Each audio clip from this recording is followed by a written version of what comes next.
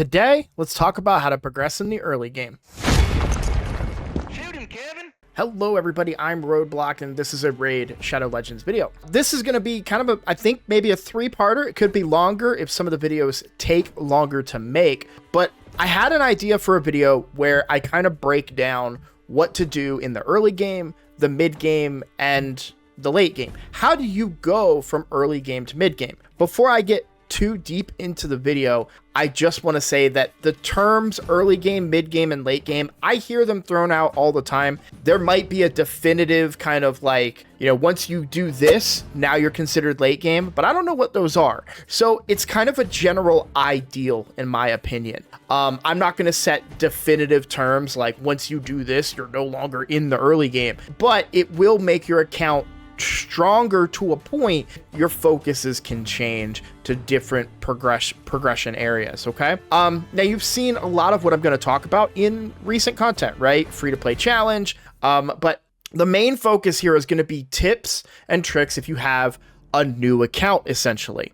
And it's a really good time, and we're almost out of time to start a new account. So there is a link in my description that I recommend you guys check out because it's an opportunity to get a really, really good start in Raid Shadow Legends, and it is going to expire in a couple of days. So check that out. Stop right there. Click the link in the description right now to get a free legendary Elenaril and 3 free amazing epics as you level up. Here are the exact steps that you need to follow. Step 1, log out of Plarium Play on PC and uninstall. Step 2, click the link in the description and register with a brand new email. Step 3, launch Raid and complete the tutorial. Step 4, go to your inbox and claim your first champ. Here we go. You'll find Elenaril here, as well as Uugo at level 10, Tagoar at level 20, and Rector Drath at 30. Don't forget to use the promo code Supreme6 to get yourself the awesome Supreme Galek. This is an amazing account start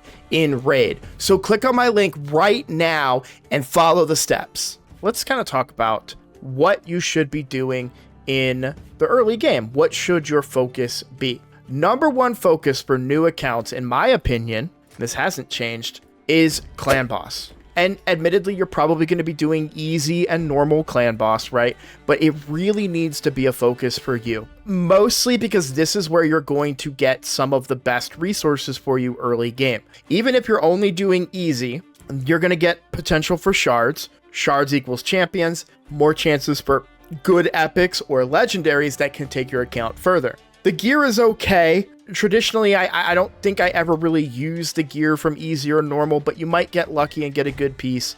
But you're also going to get your books, right, that are going to gear up your starter champion. You might get some epic books if you're able to do normal, right? And even some void shards in there. Plus gems, which I've talked about before, but gems are going to be your best source of energy. Energy equals gear and silver, right? And so you're kind of converting the gems that you would get from clan boss into energy, and that energy turns into silver to level up your gear.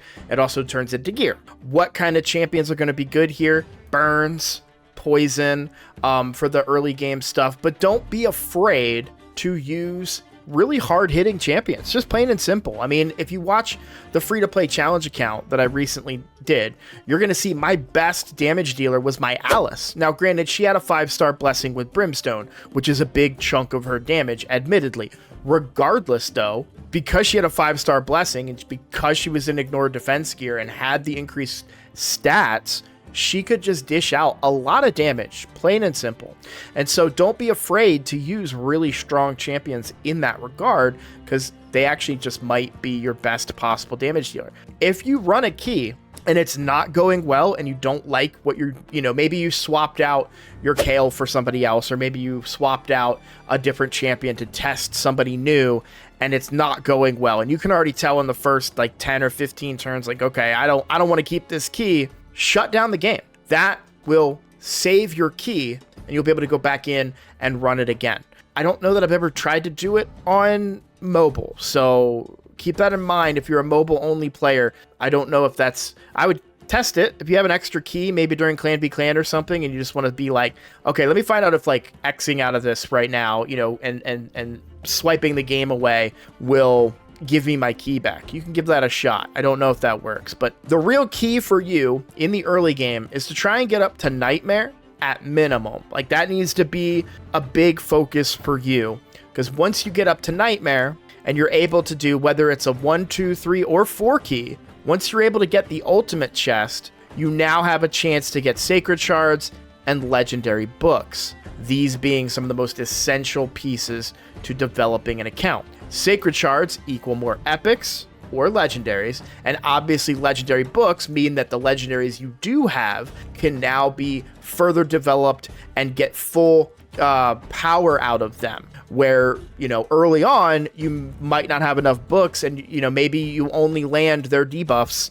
75% of the time or something like that, right? Legendary Books will change that for you. So that needs to be your really early game goal. The next big push for you needs to be Ultra Nightmare. In a perfect world, you're 1-keying both of them, but you're likely not going to be at that point very early on in your account. It's okay if you're 3-keying Ultra Nightmare and 1-keying Nightmare. It's stressful, it's annoying because you have to make sure you're using all 4 keys every day, but that's okay to be your goal. I see a lot of people be like, I'm not going to mess with Ultra Nightmare until I have a unkillable team, and I understand the sentiment, but I don't agree with it. If you have a killable team that can do a 2-key or a 3-key, you can look right here. This guy is a member of my clan. They're doing a 2-key, right? I'm not going to criticize the team or anything. I'm just saying that they have a 2-key here. Another person in my clan has a 2-key, right?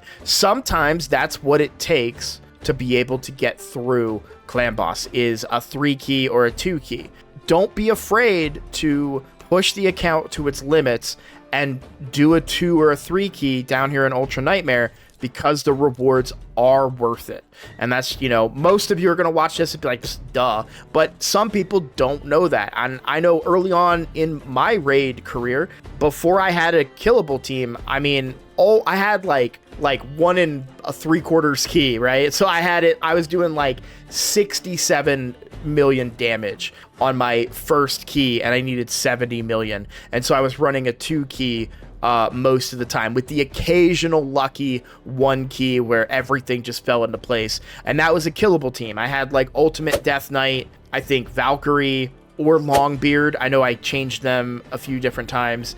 Mishinaki was in there, and Nethril. Like that was my team, with a Pythion of all things, right? So didn't really know what I was doing back then, but I knew enough that I was able to develop a pretty strong multi-key approach to Ultra Nightmare. And I think that's very, very important. Once you kind of have Demon Lord figured out, that's where you can kind of move on to other areas of the game. But don't just hyper focus on Clan Boss. Something I see a lot of people do is ignoring Arena. I highly recommend against that. First of all, if you don't already know, and I think this is lost on a lot of new players because it's not explicit, they don't really make it clear to you unless you look at this tab that Gold 5 should be a priority for you in your account. You'll see that you get 22% extra HP, 22% extra attack, and 22% extra defense. That's across the entire game. That's not just in Arena or anything like that. That is across the game. Just to kind of prove that for you, if I take a look at a champion, Lady Mikage here, and we look at the stats, I'm imagining in the comments, people are like, well, I don't have Lady Mikage. Like, that's not the point of what I'm trying to show you here. I'm trying to show you that Classic Arena, she gets an additional 4,000 HP, 264 and 266 attack and defense respectively, okay? That comes from Classic Arena bonuses. That's what that means right there, guys, okay? So make sure that you're doing that. And you may look at 4,000 HP, who cares? Yo, that is not nothing, all right? Don't just dismiss it because you think it's not a lot. It is a lot. In fact, there have been times on this account, my main account, which I would consider end game. I know some people feel differently, but on this account, I have failed, like, before Wixwell, talking old school, like unkillable and even killable teams. I have failed Ultra Nightmare because, oh shoot, I forgot to go do Arena, and now I'm gold 4 or gold 3 in a worst case scenario, and my stats are now too low, and so where I was barely surviving, I'm now dying, right? So those stats do matter. I don't want to go too deep into the weeds on how to really progress in Arena. I just did an account takeover that I recommend you check out that video, because I helped them build kind of a basic speed team. But the reality is, and let me refresh here. The reality is you're going to find teams like this. Now, maybe not this one, okay? Just a heads up. But however weak your team might be, you probably beat a solo Arbiter. And maybe, because I know my free-to-play challenge could do it, maybe you even beat this solo Wukong. But keep in mind, that's a 6-star Ascended solo Wukong. That could be a trap for a lower level player. I was able to get gold 5 in the free-to-play challenge count. In fact, I wish I paid more attention early on to progressing in Arena than I did on that account. Arena, very important. Clan boss, very important. What other kind of areas should you be looking at? Well, something that I did when I first started playing is I ignored Doom Tower early on. That, I think, is a big mistake. First of all, the gear that you're going to get from Doom Tower is quite good, especially for players that may not have access to unkillable teams yet. You may not have those champions discovered. Gear like Guardian gear is going to come in very handy for you. That actually helped push me into a 2-key nightmare on the free-to-play challenge, because I was able to equip one of my champions in Guardian. The rotation may not be great for that set, but even if you're in a rotation like this, you still might find value in some of the other gear sets. I will say Affinity Breaker is a gear set that I slept on for a very, very long time. So Affinity Breaker gives you a 30% crit damage and 50% chance to change a weak hit to a critical hit. Honestly, the crit damage is kind of irrelevant. I didn't even know it did that. I'm gonna be straight up with you. I thought the only thing it did was change a weak hit to a critical hit, because that's the only thing I care about with that piece of gear. So you'll see my Uugo is completely naked right now. That's because the gear that goes on Uugo is currently on my Gwendolyn. You can see we have a full set of Affinity Breaker here. This set, I just swapped between the two of them because I just don't have enough inventory space, and I'm not the best at farming my Doom Tower bosses anymore. I'd love to be better at it. Unfortunately, I'm not. The reason Affinity Breaker is great is because what tend to happen to me with Gwendolyn in particular is when this was a different affinity, I think it was Spirit Affinity for the base form, or I guess ultimate form is what it's called, I kept not landing my abilities, right? I wasn't landing my leech or my decreased speed, which, if you know anything about Chimera, that's a big problem. You really need to land that stuff in order to really get more turns in. Why am I telling you this? That's, maybe that's not early game stuff, but the point that I'm trying to make is the fact that these sets are very valuable, regardless of if you're going to use them right now or if you're going to use them later. So don't sleep on the Doom Tower. When I first started my account, and I didn't know anything about Raid back then, I completely ignored Doom Tower. And then one day I finally was like, maybe I should check out this Doom Tower place, and I breezed through it. It was so easy for me, and I knew that I could have been doing it all along and getting these really good rewards along the way: extra energy, silver, resources, books, you name it, right? Chickens. I mean, everything is in here, and this is just normal. Likewise for Hydra. The minimum that you need is 1.67 million, and I'm willing to bet that most of the time when people unlock Hydra and they take their first steps into Hydra, they probably get one shot before they get a turn. I mean, that was my first attempt into Hydra. What the heck? This is impossible. I'm not going to be able to do this, boss. There's no way. I guess I have to have a team of all legendaries, but it's not true.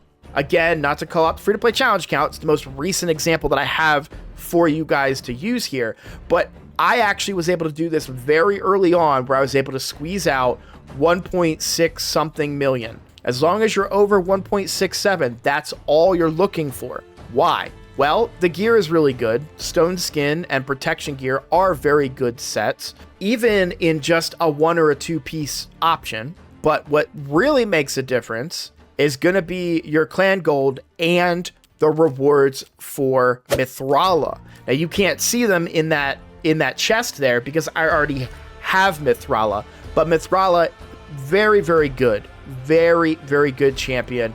Will completely open up your account the sooner you can get her. She has a cleanse that also brings strengthen. She has a hex, which you need to get further in Hydra, but she also gives both increased defense and increased attack, which makes her extremely useful whether you're using a defense-based nuker or an attack-based nuker in Arena. Furthermore, if you're still somehow at this point struggling to get progress in Clan Boss, she brings poisons and is a defense-based damage, right? So you're going to build her, obviously, with a lot of accuracy because of her passive. She gains resistance equivalent to her accuracy. Petrification is a whole nother thing. Between the shield, the strengthen, and the poison that she does, and the fact that she's defense-based, so she's going to have relatively high defense. Unfortunately, her shield is tied to her HP, which I don't like. I wish that was tied to her defense so you could build her higher defense, but regardless, you're going to want to find balance between HP and defense, and she can actually be really good for you in early game clan boss as well. So progress in your dungeons as well. You really want to get to different kind of points in your dungeons, right? For example, once you get to stage 10, you're going to have a better chance of getting that 5-star gear, right? So instead of getting 3 to 5-star, you're going to get 4 to 5-star gear, and you're probably still using 4-star gear at this point. The next big step will be stage 13. Once you get there, you're getting 4 to 6-star. So now you have a chance to get 6-star gear, which is going to be even better, while still getting 4-star gear. And then after that is going to be stage 20, where you're basically saying, okay, 5 to 6-star gear. One thing I will say, if you look at the way that Clan Boss, the abilities in Clan Boss and the abilities in Dragon, they are very, very similar, right? All AoE hits, right? And a high HP boss. So poisons and burns are going to be effective here. I usually tell people, take the team that you're using in Clan Boss and put it in Dragon, and it will probably work pretty well for you. You want to make sure that they're using their wave abilities on the waves, right? So sometimes you might turn off somebody's like Kale, for instance. You turn off the A2 in Clan Boss. Well, make sure you have a different team setup, right? I don't know why I air quoted that, but make sure you have a different team setup for your Dragon run that has Kale's ability turned on for the first 2 rounds, okay? So that you're using that to damage the waves, but you can turn it off for the 3rd round because you want your poisons applied more, because that's going to do more damage to the boss than your big AoE hit, if that makes sense. Faction Wars as well is another area of the game that I slept on very early on a new account, and this is where you're probably going to get your most useful gear. I think a lot of people are going to look at this and say, well, wait, what do you mean? Shouldn't I be farming dungeons for gear? The meta has kind of changed, and a lot of content creators are going to say the gear here is not worth it, with exceptions like speed gear from Dragon and savage gear from Fire Knight. I don't like going that far. I do think dungeons play a role in the early game for players. I do. Yes, you are going to get some gear from these dungeons, but the reality, and I learned this in the challenge, you're going to get far more useful gear early on from the crafting of your sets in the Forge. Where do these materials come from? They come from Faction Wars. Because it was recommended to me in other challenge series where I learned how important Faction Wars was early, I prioritized Faction Wars in my most recent free-to-play challenge, and the resilience gear and the perception gear that I got was extremely useful. I do understand an argument that Swift Parry gear is also good. I understand that argument. However, my counterpoint, and you're welcome to disagree with me on this, but my counterpoint is that it's a lot harder to get 4 good pieces, and I mean good pieces, of a set like Swift Parry than it is to get 2-piece sets of resilience and perception, or well, I guess resilience in this case. I think resilience is pretty good early on. I'm not calling Swift Parry bad. People get mad at me all the time for that. But in my experience on all the new accounts that I've done, I have had an easier time working with resilience than I have been trying to craft Swift Parry gear. One last very, very important thing, guys. Very, very important thing. And this is just a straight up strategy. With your first 500 gems, unlock the gem mine. If you're going to play this game long term, make sure that you are locked in to play this game long term.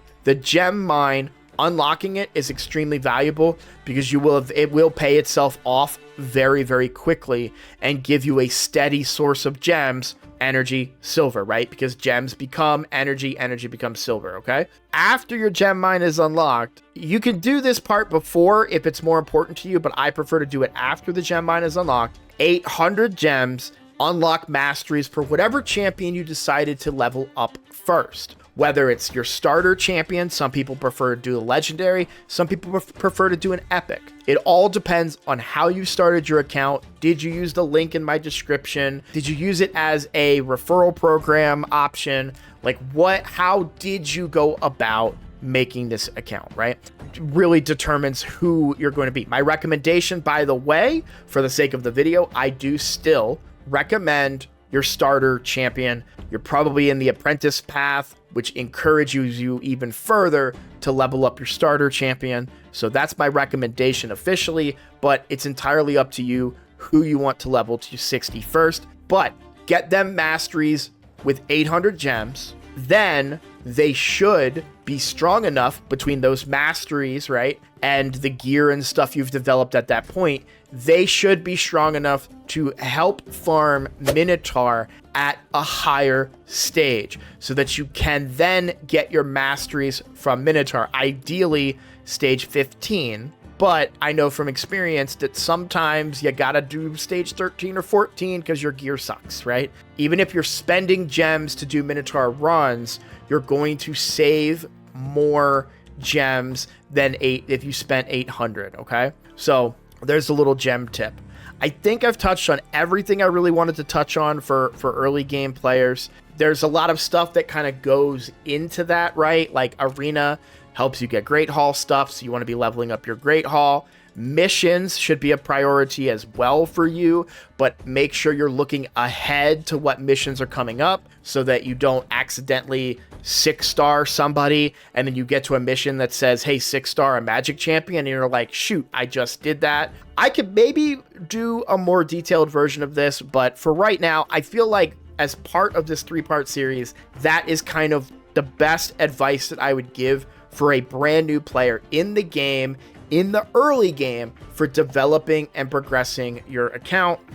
As always, my biggest recommendation is to pull your shards during 2x events where it's the most beneficial to you. Obviously, free-to-play challenge, I YOLO'd my shards, but keep in mind, in all of that time, I only ever got 1 legendary. So you want to make sure you're doing yourself a favor and pulling when it's most beneficial to you. All right, this video is already too long, guys. So I just want to say thank you for watching. If you're new here, please consider subscribing, and I look forward to seeing you all in the next video. Take care.